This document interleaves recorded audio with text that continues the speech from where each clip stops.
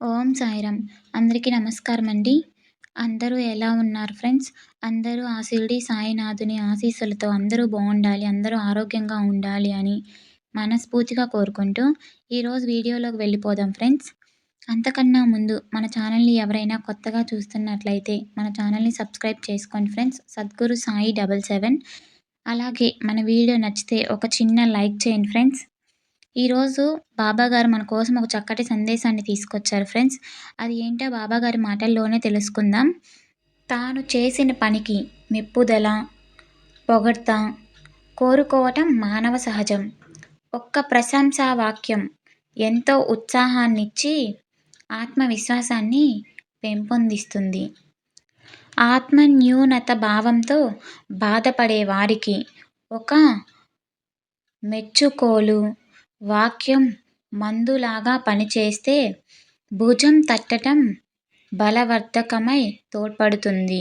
ఈ కాస్త పొగడ్త వారిలో అంతులేని మార్పును తెచ్చి తమ శక్తిని తాము గుర్తించేలా చేస్తుంది. కాదని ఎంత మభ్యపెట్టుకున్నా పొగడ్తలకు సంతోషించని వారు ఉండరు. ప్రశంస ప్రతి మనిషికి జీవితంలో ఎప్పుడో ఒకప్పుడు అవసరమవుతుంది.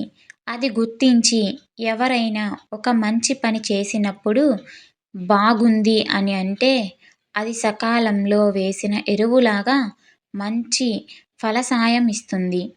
నిజాయితీతో మంచి పంట పండించిన రైతుని యజమాని గుర్తించి గొప్పగా శ్రమించావు అని మెచ్చుకుంటే ఉప్పొంగిపోయి మరింత ఉత్సాహంగా పనిచేస్తాడు. బాబా తన భక్తులలో అంతర్గతంగా ఉన్న శక్తి సామర్థ్యాలను వెలికి తీయటానికి ఎవరెంత చిన్న పని చేసినా మెచ్చుకొని ప్రోత్సహించేవారు. అది మాట కావచ్చు, వస్తు రూపం కావచ్చు. అది వారికి మరిన్ని మంచి పనులు చేయటానికి ప్రోత్సాహకంగా ఉండేది. ఎంత చిన్న పని చేసినా వారికైనా ఘనమైన ఫలితం ఇవ్వటం బాబా తత్వం. మన ముక్తి కోసం తాపత్రయపడనవసరం లేదు. భగవంతుని స్వరూపమైన సమాజాన్ని సేవిస్తే చాలు.